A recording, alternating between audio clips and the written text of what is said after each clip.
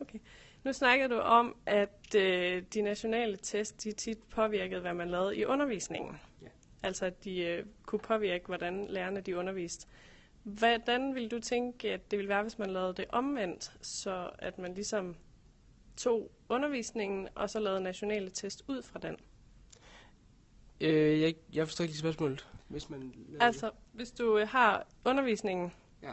som udgangspunkt, og så laver de nationale test ud fra, hvad der sker i undervisningen, i stedet for den omvendte, som du sagde, at det er det, der sker nu.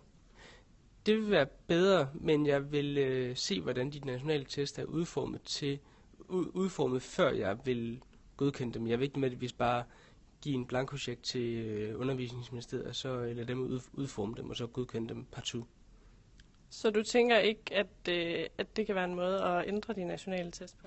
Jo, det kan det godt potentielt, men jeg ved bare ikke lige, jeg kan bare ikke se for mig, hvordan at det så skulle komme til udtryk i virkeligheden. Jeg ved ikke lige, hvordan det skulle fungere i virkeligheden, og det kan jeg ikke lige forestille mig. Når jeg ikke lige kan forestille mig det, så vil jeg ikke bare godkende det på forhånd.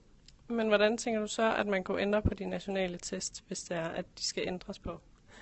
Man kan gøre dem kortere, og så kan man teste bredere i dem. Det er nogle af ting, som man kan gå ind og ændre på.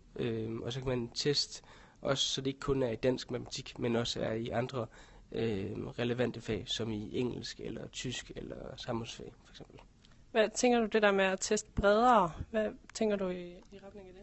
Jamen, problemet er på nuværende tidspunkt i dansk for eksempel, der tester man i ordopdelingen som et af de 3 hovedting, som man tester i. Men når det er et så smalt område, så gør det, at man ikke rammer alt det andet. For eksempel den store skriftlighed, som der er generelt i danskundervisningen på god, det er, at man er til at skrive stil. De indfanger man overhovedet ikke, og det synes jeg er problematisk, for det er sådan set for mig at se det vigtigste i dansk. Okay.